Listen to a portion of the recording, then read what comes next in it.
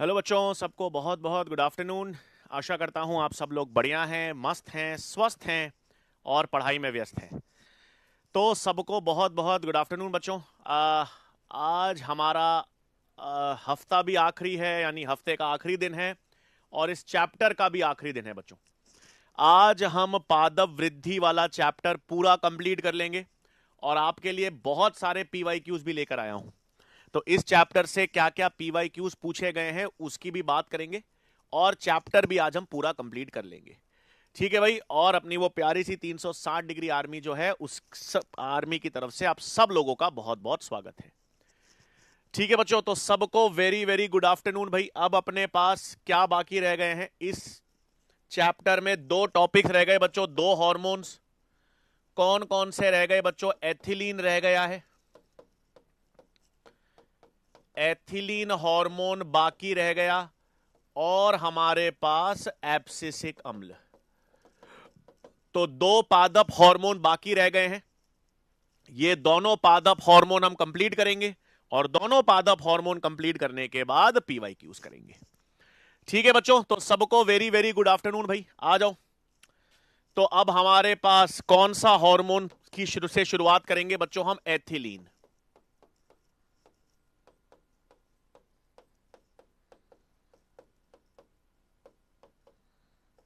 Ethylene जिसको हम कहते हैं C2H4। तो अपने पास कौन से हार्मोन की अब हम बात करेंगे? एथिलीन या C2H4। ठीक है भाई। वही हार्मोन के बारे में, हर पादप हार्मोन के बारे में तीन तरीके थे। हर पादप हार्मोन के बारे में तीन चीजें, उसका इतिहास, उसके लक्षण और उसके पादपों में काम, वही पढ़ने हैं। अब एथिलीन हार्मोन हमको पता है बच्चों, एकमात्र गैसीय हार्मोन है। अब इसकी खोज किसने की? इसकी खोज किसने की भाई? सबसे पहले तो इतिहास से चालू करेंगे। तो इतिहास में अपने पास कौन से वैज्ञानिक आते हैं? कॉजिन्स। कॉजिन्स ने देखा कि जब आप कच्चे केलों को पके हुए संतरों के साथ रखते हो, मतलब किसी भी कच्चे फल को पके हुए फल के साथ रखते हो, तो वो भी फल पक जाता है। किस कारण? क्योंकि गैसीय हार्मोन एथिलीन हार्मोन है, वो गैसीय हार्मोन विसरण के द्वारा दूसरे हार्मोन को भी पका देता है। तो कच्चे केलों को पके हुए संतरों के साथ रखने पर वो भी पक जाते हैं। उसमें कौन सा गैसीय हार्मोन काम करता है? एथिलीन। इसलिए अपन कहते हैं ना, जो फल सड़ जाते हैं उनको फेंक देते हैं, उनको कच्चे फलों के साथ रखोगे तो वो हम कच्चे फल भी पक के सड़ जाते हैं। इसमें कौन सा हार्मोन काम करता है? एथिलीन काम करता है। ये किसने बताया था बच्चों? ये अपन को कॉजिन्स ने। ठीक है। तो कॉजिन्स ने क्या दर्शाया बच्चों? कॉजिन्स ने दर्शाया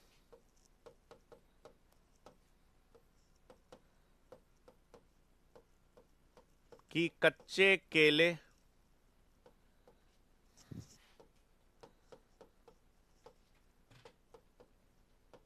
पके हुए संतरों के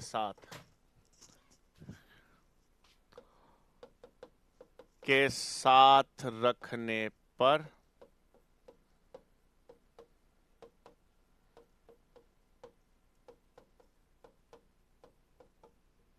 केले पक जाते हैं। इसमें कौन सा पादप हार्मोन है बच्चों? इसमें गैसीय एथिलीन काम करता है। तो एकमात्र गैसीय पादप हार्मोन कौन सा है? एकमात्र गैसीय पादप हार्मोन कौन सा है बच्चों? एथिलीन है।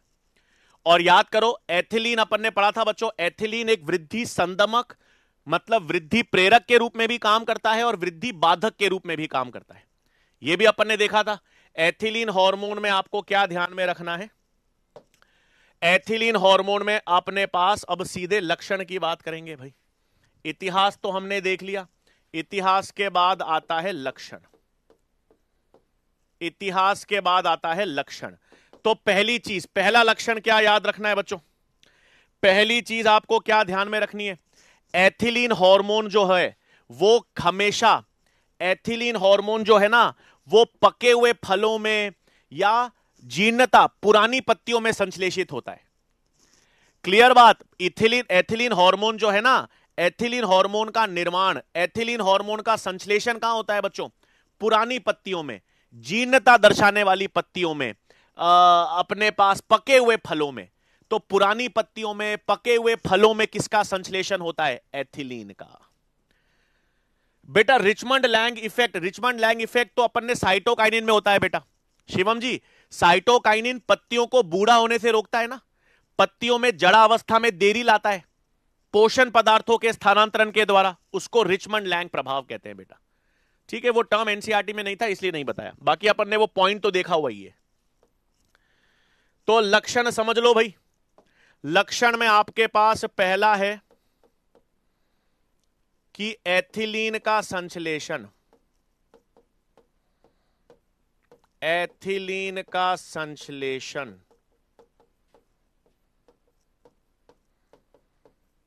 पुरानी जीर्णता पत्तियों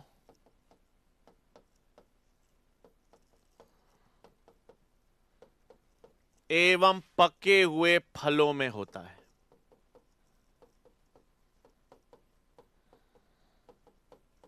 सही बात है, एथिलीन का संश्लेषण पुरानी जीर्णता पत्तियों एवं पके हुए फलों में होता है।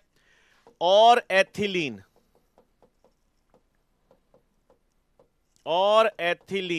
वृद्धि प्रेरक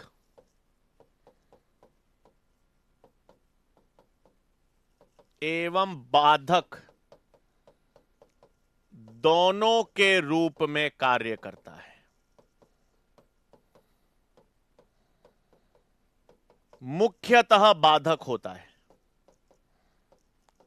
मुख्यतः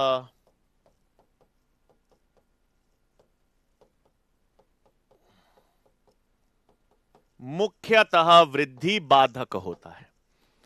क्लियर? तो आपके पास पुरानी जीर्णता वाली पत्तियों में और पके हुए फलों में एथिलीन का संश्लेषण होता है, और यह वृद्धि प्रेरक भी है और बाधक भी है, लेकिन मुख्यतः वृद्धि बाधक के रूप में काम करता है। क्लियर लक्षण? स्लाइड मैप नहीं आ रहा बच्चों? कैसे नहीं आ रहा देखें, आ रहा है यार, आ रहा है बच्चों? हां सुगम जी बिल्कुल। संदमन का मतलब बेटा वृद्धि को रोक देना, संदमन का मतलब है वृद्धि को रोक देना, रोकने को संदमन कहते हैं बेटा। हेरिंग स्पर्म, बेटा हेरिंग स्पर्म साइटोकाइनिन की खोज में हुआ था।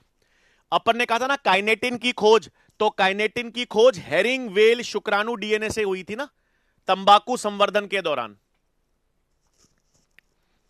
क्लियर बात? आ रहा है बेटा, चल रहा है? तो अब अपने पास एथिलीन के लक्षण देख लिए। अब एथिलीन काम क्या करता है बच्चों? एथिलीन का सबसे प्रमुख काम, एथिलीन का सबसे प्रमुख काम फल पकने में, फल को पकाने में, फ्रूट राइपनिंग में कौन काम करता है? एथिलीन। ठीक है, फ्रूट राइपनिंग में कौन सा हार्मोन काम करता है? सबसे प्रमुख हार्मोन, वो आपके पास एथिलीन है। तो अब एथिलीन के कार्य की प्रभाव देख ले बच्चों। अब एथिलीन के कार्य की प्रभाव, एथिलीन के काम देख ले बच्चों। एथिलीन के कार्य की प्रभाव, सबसे पहला है फ्रूट राइपनिंग।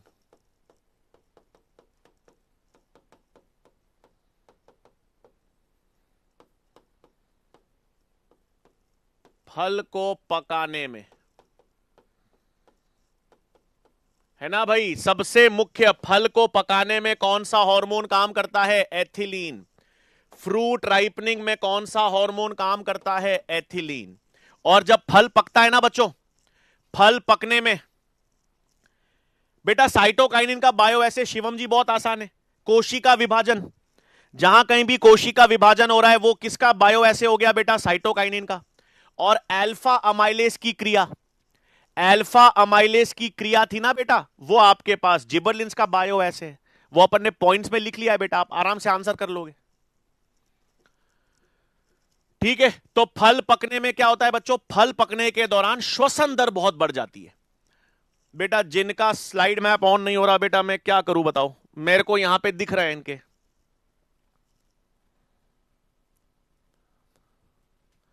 हां विधि जी, वृद्धि बाधक मतलब रोकेगा। कोई भी फ्रूट, हां ज्यादातर फल पकने में काम करता है बेटा। जीर्णता मतलब बुढ़ापा, पुरानी पत्तियां, पत्तियों का बुढ़ापा, बूढ़ी पत्तियां, पुरानी पत्तियां, उनको जीर्णता कहते हैं बेटा।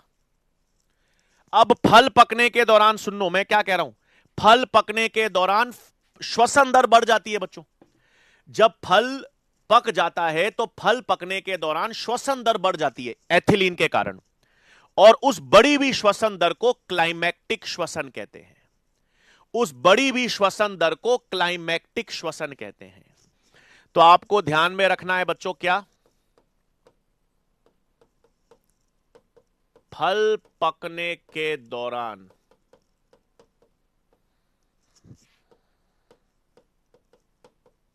श्वसन दर में वृद्धि होती है, जिसे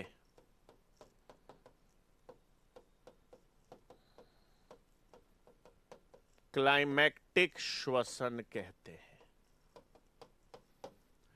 सही बात है। तो आपके पास फल पकने के दौरान श्वसन दर में वृद्धि होती है, और उस बढ़ी हुई श्वसन दर को हम क्लाइमैक्टिक श्वसन कहते हैं। तो देखो, फल को पकाने में एथिलीन काम करता है बच्चों।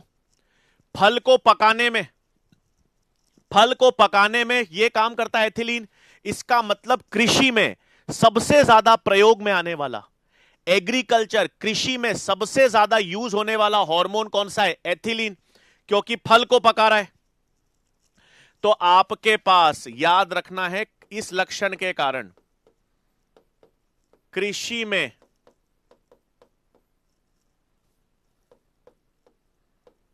सर्वाधिक रूप से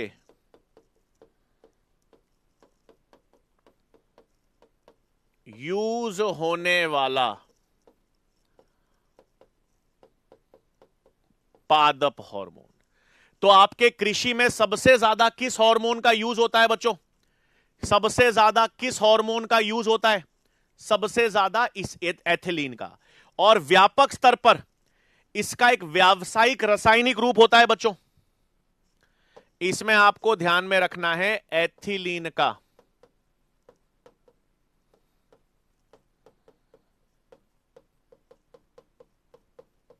व्यावसायिक रसायन होता है एथेफॉन।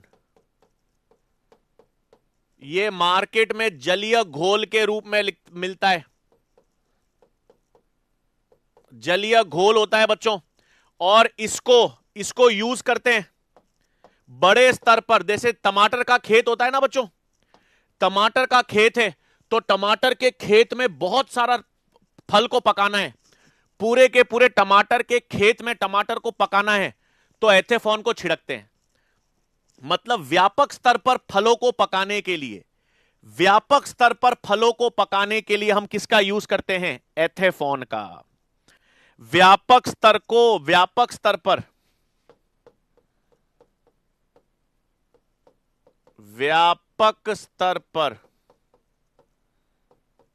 फल को पकाने हेतु इनका यूज होता है। और वही टमाटर को व्यापक स्तर पर पकाने हेतु एथिलीन प्रयुक्त होता है।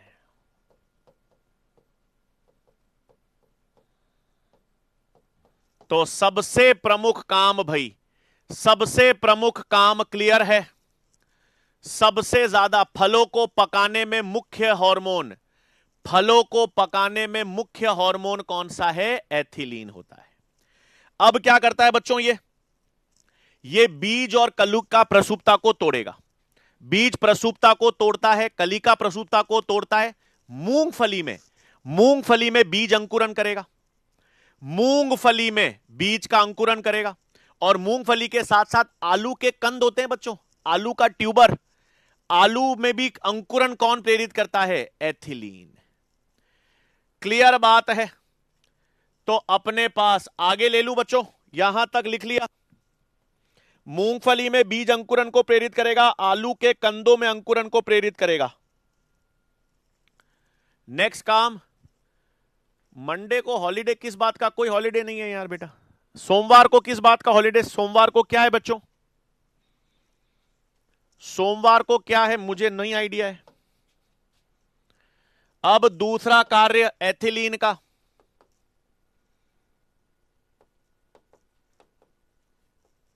बीज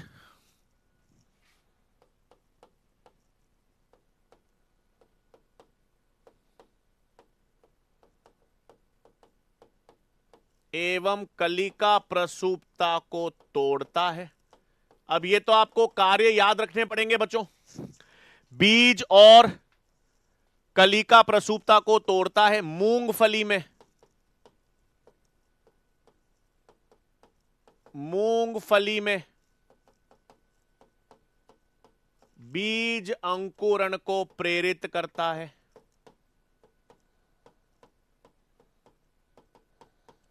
और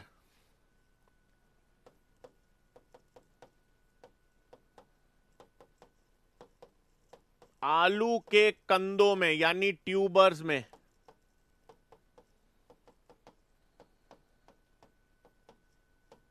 अंकुरण को प्रेरित करता है।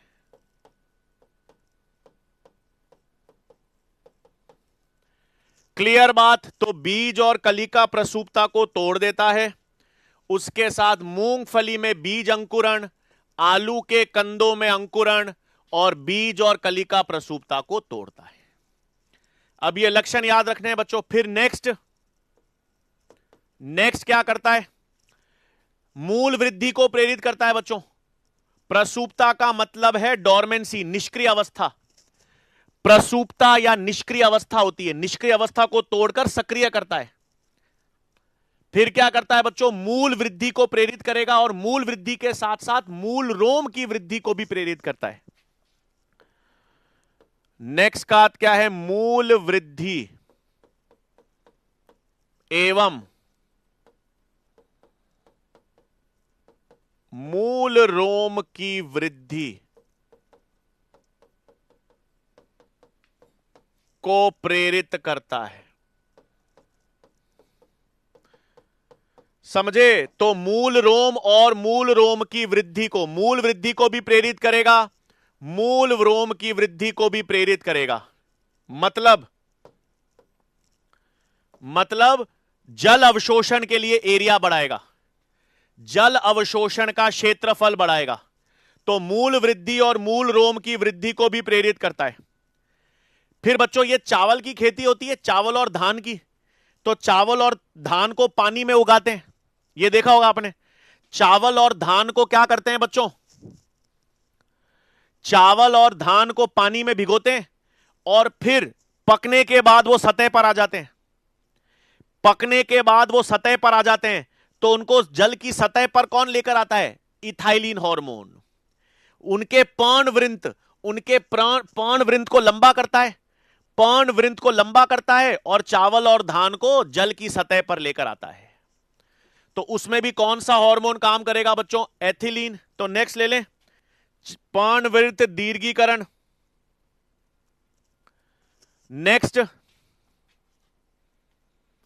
नेक्स्ट कार्य है चावल यानी धान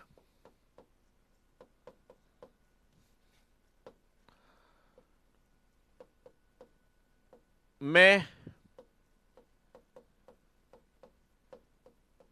पर्णवृंत दीर्घीकरण को प्रेरित कर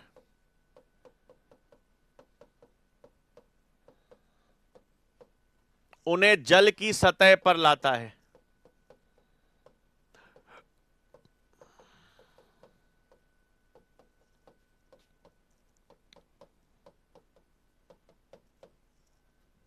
ठीक है, तो आपके पास क्या कर रहा है बच्चों? चावल या धान में पर्णवृंत दीर्घीकरण से जल की सतह पर लेकर आता है। क्लियर बात है? क्लियर बात है। फिर क्या करता है बच्चों? ये जरा पत्तियों को बूढ़ा करता है, फलों को पकाएगा, फलों को पकाएगा, पत्तियों को बूढ़ा करेगा, उनका बुढ़ापा लाएगा और उनको मेन पादप से गिरा देगा। देखो, फल पकने के बाद गिर जाता है और पत्तियां पुरानी हो जाने के बाद गिर जाती हैं। तो गिरने को, मेन प्लांट से पत्तियों का गिर जाना, फलों का गिर जाना विलगन कहलाता है। विलगन कहलाता है। तो पुरानी पत्तियों को पुराना करेगा, गिरा देगा, फलों को पकाएगा, गिरा देगा। मतलब जरा अवस्था को प्रेरित करेगा, जरा अवस्था के साथ साथ विलगन को प्रेरित करेगा। समझे? तो नेक्स्ट काम क्या आ गया बच्चों? इथाइलिन का क्या करता है? इथाइलिन, इथाइलिन पत्तियों और फलों के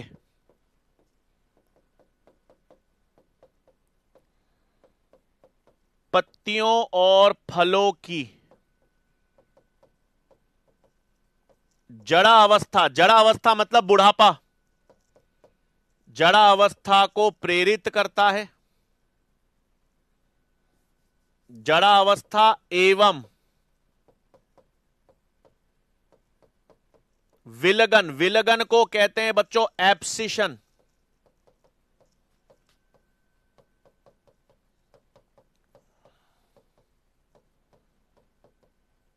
अब एक चीज समझे आप बच्चों, देखो एक चीज समझो, पत्तियों और फलों की जड़ा अवस्था को और विलगन को प्रेरित कर रहा है। मैंने कहा था फलों को बूढ़ा होने से रोकता कौन था? फलों को बूढ़ा होने से, पकने से रोकता कौन था? जिबरलिन। जिबरलिन रोकता था। और पत्तियों को बूढ़ा होने से कौन रोकता था? पत्तियों को बूढ़ा होने से कौन रोकता था? साइटोकाइनिन। तो साइटोकाइनिन पत्तियों में जड़ा अवस्था में देरी लाता था और फलों की जड़ा अवस्था में देरी कौन लाता था? जिबरलिन।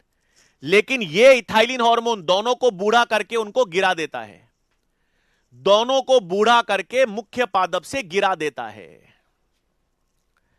आई समझ में? तो पत्तियों और फलों की जड़ा अवस्था और विलगन को प्रेरित करता है। क्लियर है बात? फिर क्या करेगा? आगे चले।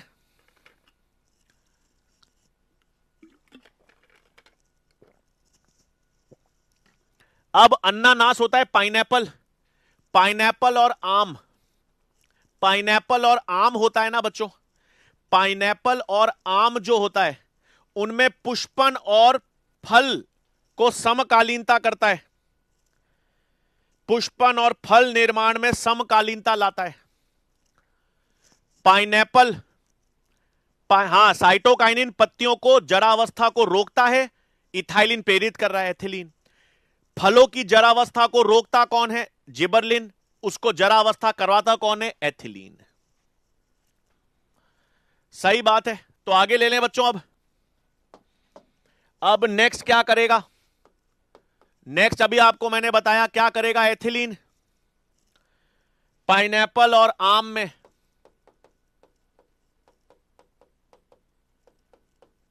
पाइनएप्पल एवं आम में पुष्पन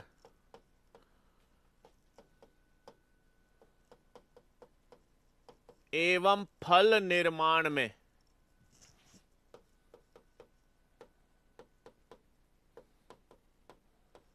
समकालीनता लाता है ना भाई? समकालीनता मतलब सेम समय। पाइनएप्पल में और आम में पुष्प और फल साथ साथ आ जाएं, पुष्प और फल साथ साथ आ जाएं, मतलब सेम समय पर आ जाएं, समकालीनता करता है। क्लियर बात है? और क्या करेगा बच्चों? अब सुनो, अब और क्या काम करता है ध्यान से। मुझे एक चीज बताओ, ये पुरानी पत्तियां और फल गिर जाते हैं। अब मुझे बताओ, ये जो पुरानी पत्तियां हैं, पुरानी पत्तियां अगर मुख्य पादप से गिर जाएंगी, पुरानी पत्तियां गिर जाएंगी, पके हुए फल गिर जाएंगे, तो नई पत्तियां और नए फल आएंगे। यही होगा ना सर? पुरानी पत्तियों को क्यों हटाता है वृक्ष? वृक्ष से पुरानी पत्तियां या कोई प्लांट से पुरानी पत्तियां और पके हुए फल क्यों गिर जाते हैं? ताकि नए फल आ सके, नई पत्तियां आ सके। इसको विरलन कहते हैं, इसको विरलन कहते हैं। पुरानी पत्तियों को हटा देना, पके हुए फलों को हटा देना ताकि नई पत्तियां आ सके, नए फल आ सकें, इसको विरलन कहते हैं, थिनिंग कहते हैं। कौन प्रेरित करेगा? एथिलीन करेगा। कौन करेगा? एथिलीन। किसमें? चेरी, कॉटन और वॉलनट में। तो आपके पास नेक्स्ट लक्षण क्या है बच्चों? चेरी, कॉटन यानी कपास, वॉलनट यानी अखरोट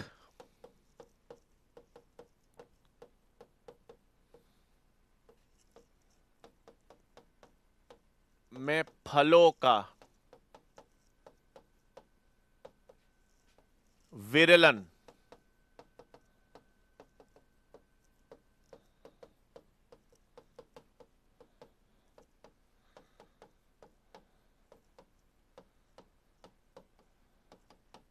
प्रेरित करता है।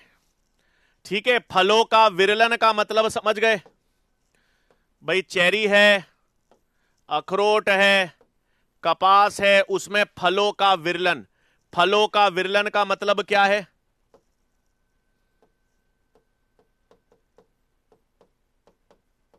पुरानी पत्तियां या फलों को हटाना,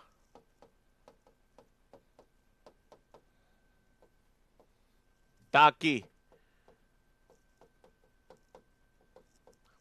नई पत्तियां या फल आ सकें। क्लियर है? तो पुरानी पत्तियों को, पुराने फलों को हटाना ताकि नई पत्तियां, नए फल आ सकें, इसको विरलन कहते हैं। फिर क्या करेगा बच्चों? कुकुम्बर, खीरे में, खीरे में क्या करेगा? मादा पुष्पन को प्रेरित करेगा। नेक्स्ट क्या करता है? खीरे के अंदर कुकुम्बर,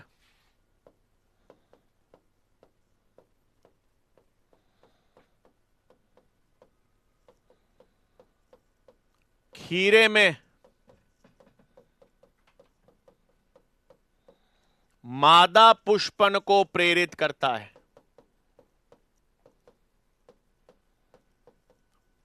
और इससे उत्पादकता बढ़ जाती है।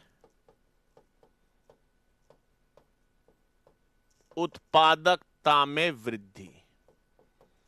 तो क्या करता है बच्चों? खीरे में, खीरे में मादा पुष्पन को प्रेरित करेगा। खीरे में मादा पुष्पन को प्रेरित करता है। अब क्या करता है बच्चों? एक और चीज अब क्या करेगा? ये तने में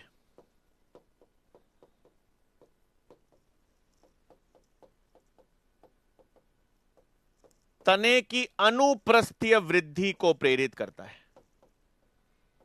यानी उसको फुलाता है। इसका मतलब क्या है? देखो बच्चों, ये तना है, ये तना है। अब मुझे इस तने को चौड़ा करना है। ये देखो, ये तने की चौड़ाई, तने को फुला रहा है, संकीर्ण तने को चौड़ा कर रहा है, संकीर्ण तने को चौड़ा कर रहा है। तो तने की अनुप्रस्थीय वृद्धि को फुलाता है, उसको फुलाता है। मतलब संकीर्ण तना है, पतला या संकीर्ण तना है तो उसको चौड़ा कर देता है, पतला या संकीर्ण तना है तो उसको चौड़ा कर देता है। यह आपके पास काम करता है। और अंकुश निर्माण, एक यहीं पे लिख लेता हूं बच्चों, खत्म हो जाएगा। और 10वां क्या है बच्चों? सुनना, द्विबीज पत्रियों में, डाइकॉट सीडलिंग्स में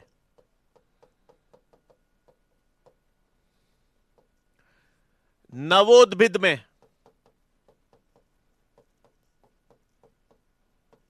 अंकुश निर्माण को प्रेरित करता है। में अंकुश निर्माण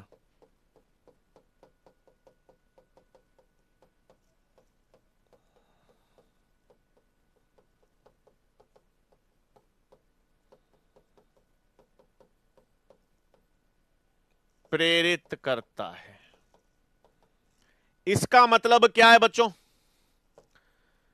नए ये डायकॉट पादपों में अंकुश निर्माण को प्रेरित करता है। यह अंकुश निर्माण कैसे होता है? देखो देखो बच्चों, यहां पर सॉइल होता है, सॉइल से नया बीज निकलता है, द्विबीजपत्री। ये नए बीज बनते हैं। इनको सुरक्षा देने के लिए, इनको सुरक्षा देने के लिए एक अंकुश बनता है। ये नया नया पादप मृदा से बाहर निकलेगा।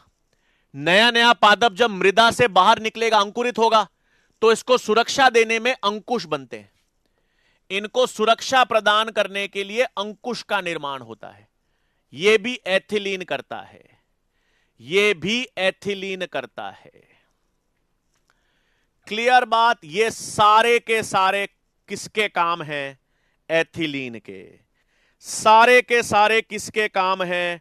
एथिलीन हार्मोन के। एथिलीन का बायो ऐसे शिवम जी, फल पकने में बेटा, कोई भी सिस्टम आ जाए फल पकाने से संबंधित तो वो एथिलीन होगा बेटा। एथिलीन का बायो ऐसे फल परिपक्वन, ठीक है, आपके पास फल पकाना, फ्रूट राइपनिंग। ठीक है बच्चों, अब आखिरी हार्मोन रह गया,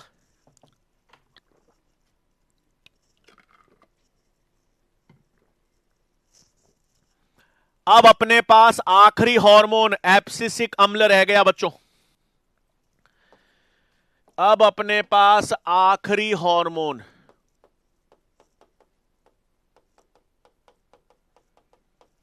एब्सिसिक अम्ल।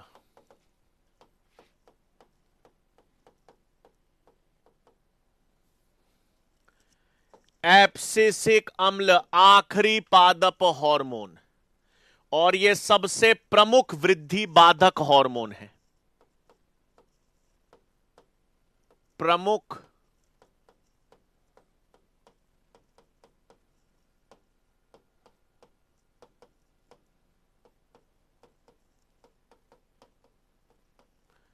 तो सबसे प्रमुख वृद्धि बाधक हार्मोन या सबसे वृद्धि संदमक मंदक हार्मोन कौन सा है बच्चों? एब्सिसिक अम्ल। अब सबसे पहले इतिहास की बात कर लें, सबसे पहले इतिहास की बात कर लें, इस हार्मोन की खोज कैसे हुई। तो इतिहास में क्या था बच्चों? मध्य 1960 में, मध्य 1960s में तीन अलग अलग हार्मोन्स की खोज हुई। तीन अलग अलग हार्मोन्स की खोज हुई, इनहिबिटर,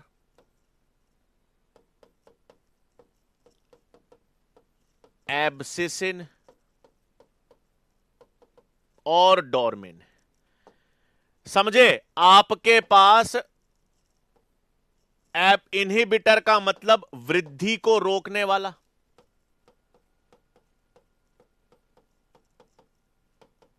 वृद्धि रोकने वाला, विलगन करने वाला और प्रसूपता को प्रेरित करने वाला।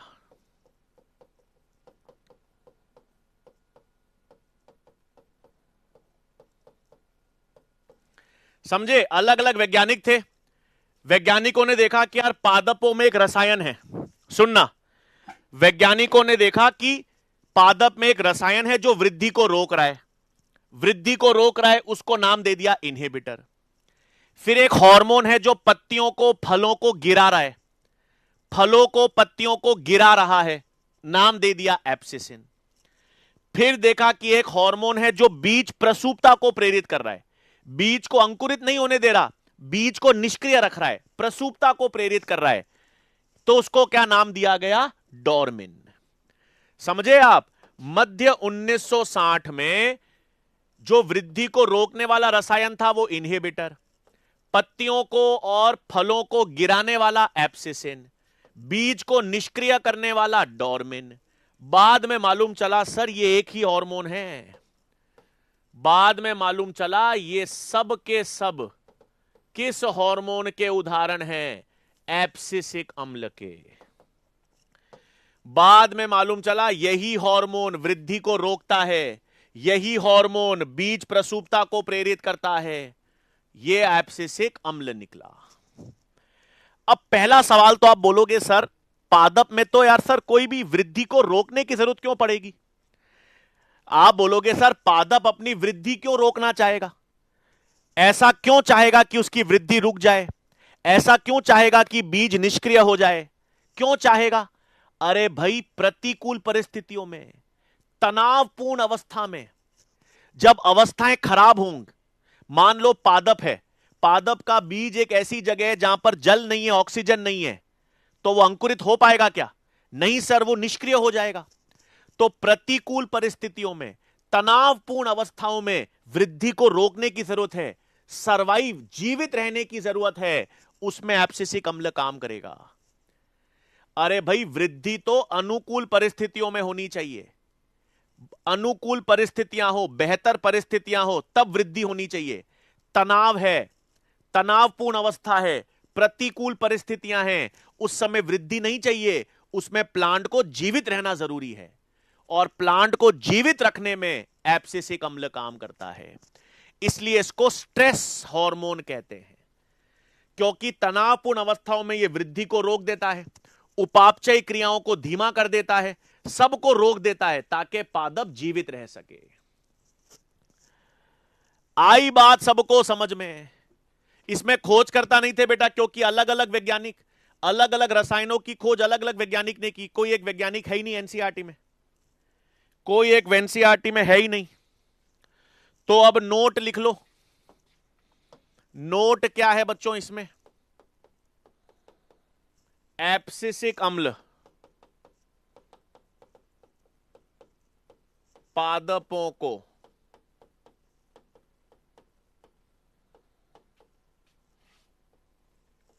तनावपूर्ण एवं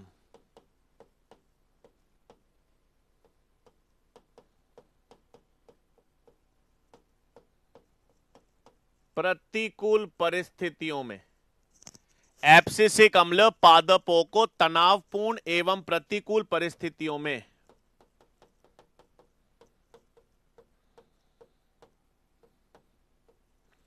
सरवाइव करने में मदद करता है।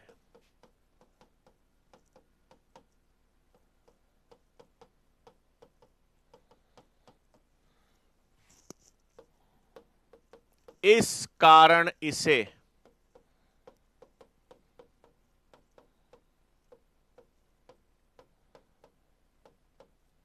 स्ट्रेस हार्मोन कहते हैं। ठीक है, इसलिए इसको क्या कहते हैं बच्चों? ये जो एब्सिसिक अम्ल है, ये तनावपूर्ण और प्रतिकूल परिस्थितियों में सरवाइव करने में मदद करेगा, और इसीलिए हम इसको स्ट्रेस हार्मोन कहते हैं। और इसके कार्य किसके विपरीत होते हैं बच्चों? इसके ज्यादातर कार्य जिबरलिंस के विपरीत होते हैं। इसके कार्य किसके विपरीत होते हैं? जिबरलिंस के विपरीत होते हैं। तो दूसरा नोट क्या है?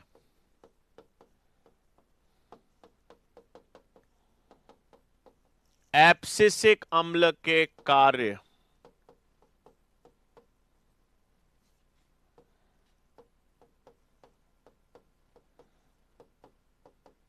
मुख्य रूप से, एब्सिसिक अम्ल के कार्य मुख्य रूप से जिबरलिनिक अम्ल के विरोधी होते हैं। अंग्रेजी में इसको कहते हैं एंटागोनिस्टिक।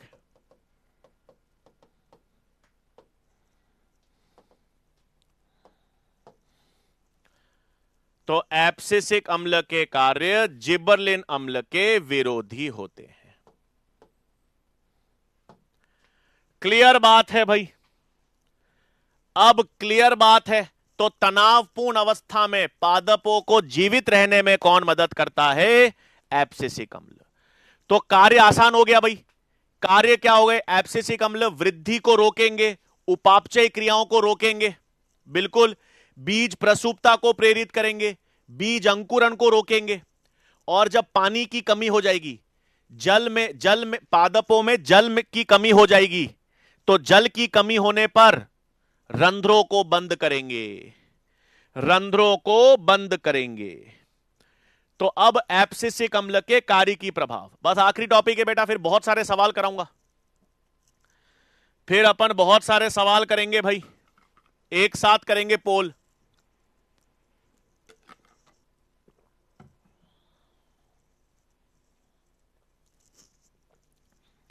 तो अब एब्सिसिक अम्ल के कार्य की प्रभाव,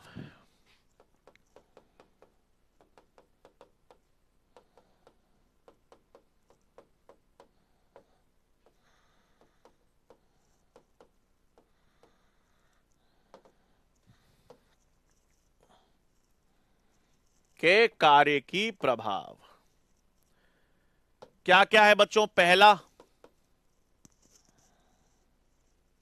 एब्सिसिक अम्ल वृद्धि एवं उपापचयी क्रियाओं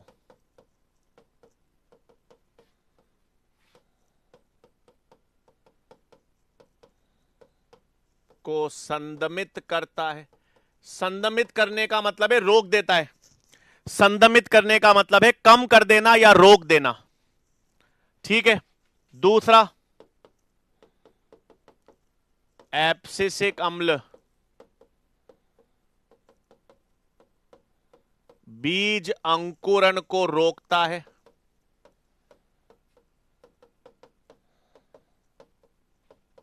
और बीज प्रसूपता को प्रेरित करता है।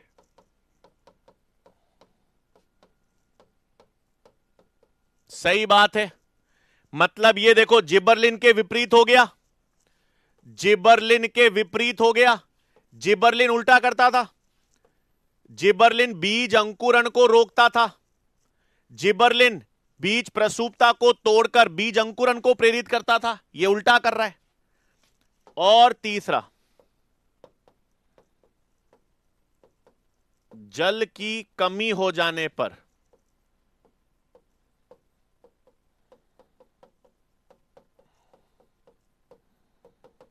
जल की कमी हो जाने पर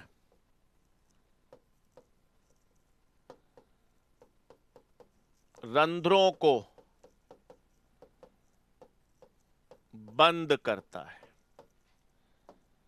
रंध्रों को बंद करता है, यानी पादप को जल शुष्कन से बचाता है।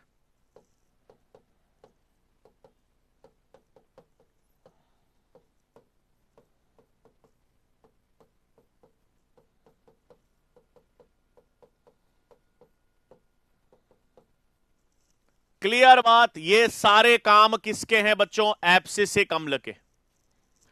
ये सारे काम अपने पास एब्सिसिक अम्ल के हैं बच्चों। हर हार्मोन के बारे में इतिहास हमने देखा, लक्षण हमने देखे और उसके कार्य की प्रभाव। फिर बता रहा हूं, हर पॉइंट एनसीईआरटी का हर पॉइंट आपको नोट्स में मिल जाएगा। जब अपन नोट्स कंप्लीट करते हैं, चैप्टर कंप्लीट करते हैं, तो कोई चीज, कोई एनसीईआरटी की चीज नहीं छोड़ते हैं बच्चों, और उसको मैं आपको पॉइंट्स के फॉर्म में लिखाता हूं, हर चीज पॉइंट के फॉर्म में, ताकि आपको सवाल करने में कोई दिक्कत ना हो। ठीक है भाई, तो चैप्टर हमने पूरा कंप्लीट कर लिया भाई, चैप्टर हमने पूरा, नया चैप्टर है इसमें अब वो जीव, बेटा इसमें अब फोटो पीरियोडिज्म नहीं है। पहले वाले सिलेबस में दीप्तकालिता और वसंतीकरण वाले टॉपिक थे, बट नए सिलेबस में आपको पादप वो जय प्रदीप्ति वाला टॉपिक जो है, पादप दीप्तकालिता वाला टॉपिक है, वो हट गया और वसंतीकरण भी हट गया है। ठीक है भाई, तो अपन ने ये पूरा कंप्लीट, अब क्वेश्चन करेंगे भाई। चैप्टर तो हमने कंप्लीट कर लिया, मैंने कहा था अब चैप्टर कंप्लीट कराने के बाद सवाल कराऊंगा पीवाईक्यूज। हमने चैप्टर तो पूरा कंप्लीट कर लिया, आओ सवाल करेंगे अब। आओ भाई, पहला सवाल, खरपतवार मुक्त बगीचा निर्मित करने के लिए माली ऑक्सिन का उपयोग करते हैं, लेकिन इससे घास की कोई क्षति नहीं होती। करो भाई, करो भाई, पोल दे दिया, सवाल सॉल्व करो।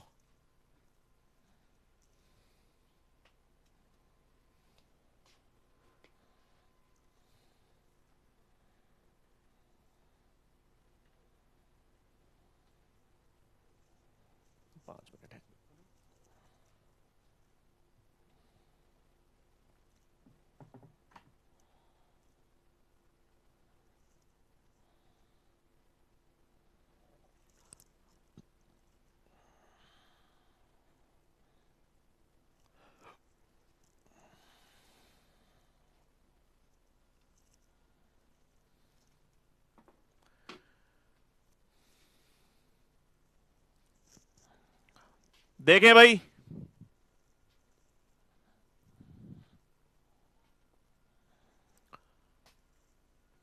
ऑक्सिन,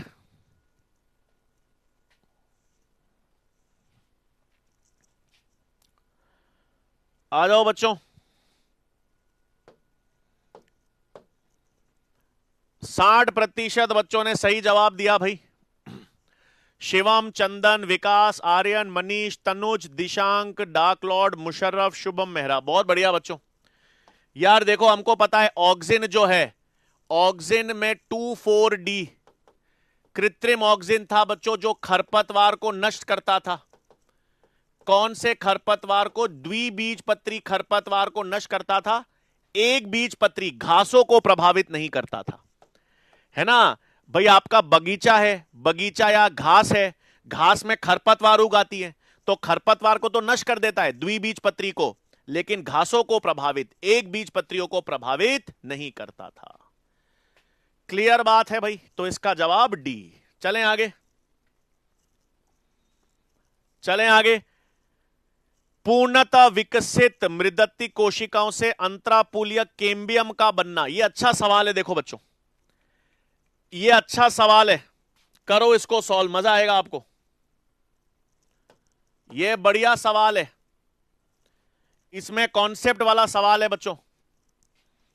ध्यान से सुनना, आपको इसमें क्या करना है,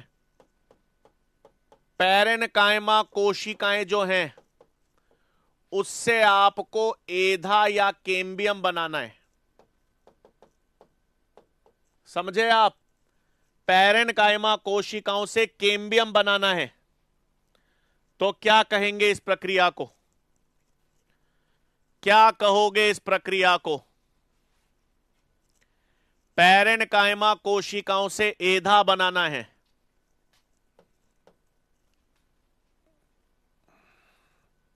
यह अपन ने एनाटॉमी में समझा था बच्चों, एनाटॉमी में समझा था।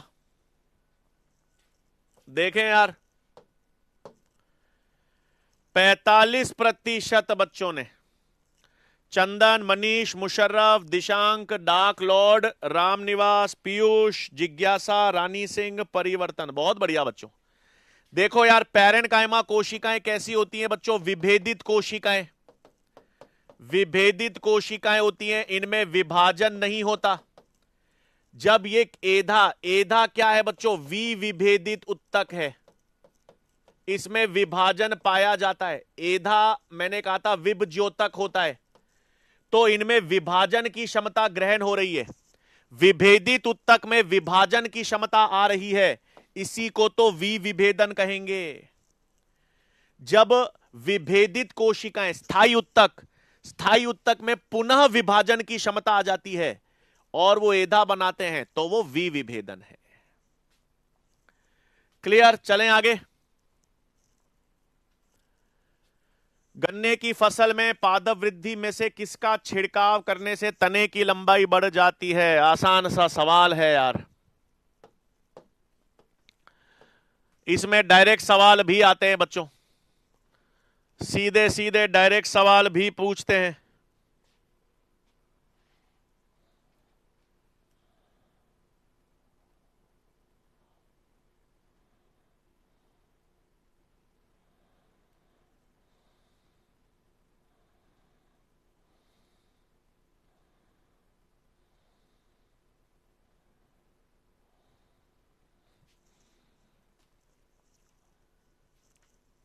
गन्ने तने की लंबाई आसान, इसमें तो इसमें गलतियां नहीं होनी चाहिए बच्चों, इसमें गलतियां मत करना यार।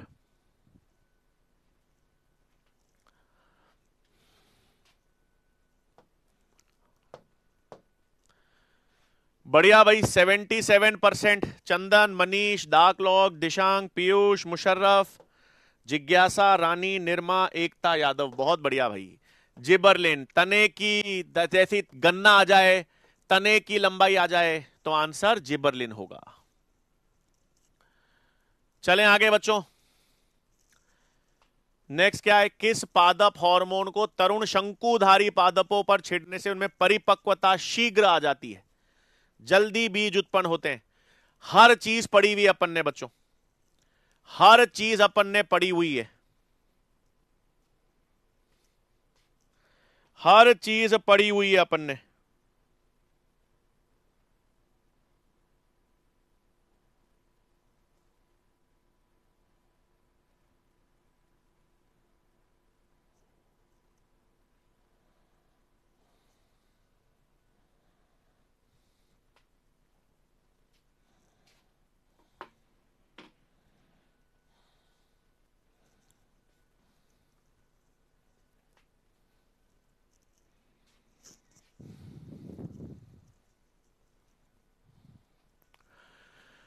ठीक है, शंकुधारी पादपों में परिपक्वता, बीज परिपक्वता शीघ्र कौन लेकर आता है?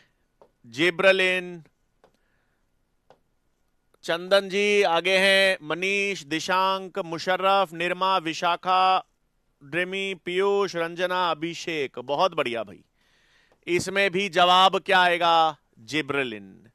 शंकुधारी पादपों पर छिड़कने वाला पादप कौन सा आएगा बच्चों? ठीक है, आ जाओ नेक्स्ट। गहरे जल वाले चावल में कौन सा हार्मोन पर्ववृंत के लंबन को बढ़ाता है? पर्ववृंत के लंबन को बढ़ाता है। ये तो आज ही पढ़ा है, ये तो आज ही पढ़ा है बच्चों।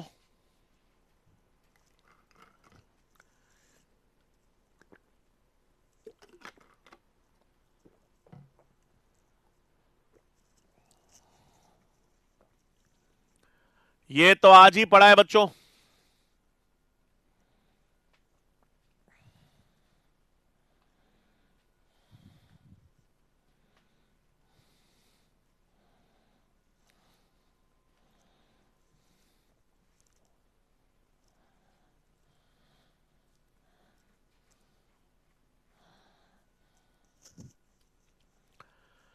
देखें भाई कौन सा हार्मोन। बढ़िया भाई, 85% बच्चों ने सही जवाब दिया। मनीष जी, दिशांग, मुशर्रफ, निर्मा, पीयूष, उर्द्रेमी, गौतम, रंजना, अभिषेक, अंकुश। आज ही अभी पढ़ा है बच्चों अपन ने एथिलीन हार्मोन, अभी अपन ने पढ़ा है एथिलीन हार्मोन। आ जाओ, आ जाओ नेक्स्ट सवाल।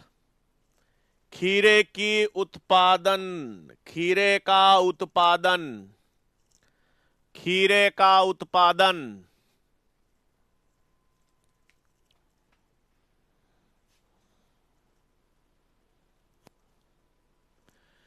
खीरे में मादा पुष्पण, ये भी अभी पढ़ा है। खीरे में मादा पुष्पण, ये भी अपन ने अभी पढ़ा है।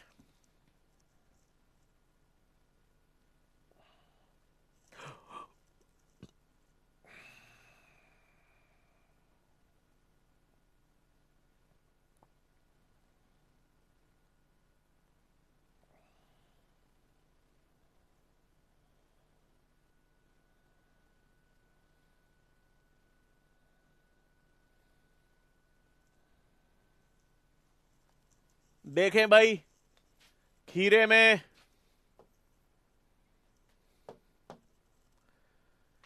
73%। मनीष, दिशांक, मुशर्रफ, निर्मा, पीयूष, अर्दिमी, अभिषेक, रंजना, विशाखा, अनीता। बहुत बढ़िया बच्चों। एथिलीन, खीरे में मादा पुष्पण, खीरे में मादा पुष्पण से उत्पादकता कौन बढ़ाता है? एथिलीन बढ़ाता है भाई। नेक्स्ट आ जाओ। गैसीय पादप हार्मोन किसके लिए प्रयुक्त किए जाते हैं? किसके लिए प्रयुक्त किए जाते हैं?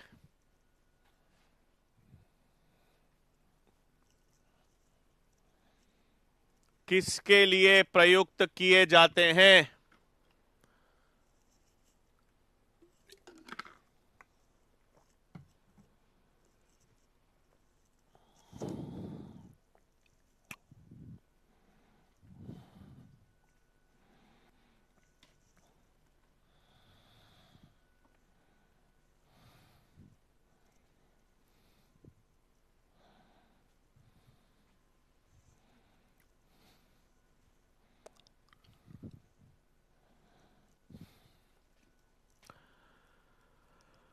देखें बच्चों,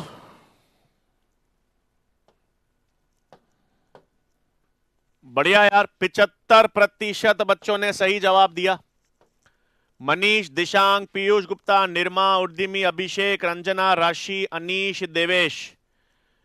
देखो यार, किसकी बात हो रही है? एब्सिसिक अम्ल की, एथिलीन की बात हो रही है। एथिलीन हार्मोन की बात हो रही है। माल्टिंग प्रक्रिया, इसमें तो इसमें कौन काम करता है? जिबरलिनिक एसिड। प्रभाविता को ओवरकम करने में साइटोकाइनिन, इसमें 2,4-D ऑक्सिन। तो एथिलीन का काम क्या हो गया बच्चों? रूट ग्रोथ, मूल वृद्धि और मूल रोम की वृद्धि। क्लियर बात? तो यार ये चैप्टर आप लोगों का तैयार हो गया आई गेस। ठीक है, इसमें आपको लास्ट के 2-3 सालों के ही पीवाईक्यूज करने हैं बच्चों, क्योंकि इस चैप्टर में सिलेबस चेंज हो गया है। इस चैप्टर में पुराने टॉपिक्स को हटा दिया गया था। ठीक है, बहुत बढ़िया भाई, जिन्होंने सभी जवाब, सारे के सारे जवाब सही दिए, आप लोगों को बहुत बहुत बधाई। अब देखो भाई, अपने पास 11वीं में केवल 2 चैप्टर बाकी रह गए। 11वीं में केवल 2 चैप्टर बाकी रह गए हैं बच्चों। श्वसन और प्रकाश संश्लेषण, दोनों बढ़िया चैप्टर हैं, दोनों समझने वाले चैप्टर हैं, और दोनों चैप्टर अगले हफ्ते से बढ़िया तैयार करेंगे बच्चों। ठीक है, तो आई होप आप सब लोगों को यह टॉपिक क्लियर हो गया होगा। बढ़िया तरीके से इसको तैयार कर लेना। चैप्टर हमने पूरा कंप्लीट कर लिया है। मॉड्यूल में पीवाईक्यू जरूर सॉल्व कर लेना, डीपीपी सॉल्व कर लेना, और अच्छी तरह से पूरे चैप्टर का रिवीजन कर लेना भाई। बढ़िया तरीके से चैप्टर का रिवीजन कर लेना। ठीक है, अगले हफ्ते बच्चों आपसे मुलाकात होगी, अगले हफ्ते आपसे बात करेंगे। जब तक के लिए सबको बहुत बहुत धन्यवाद।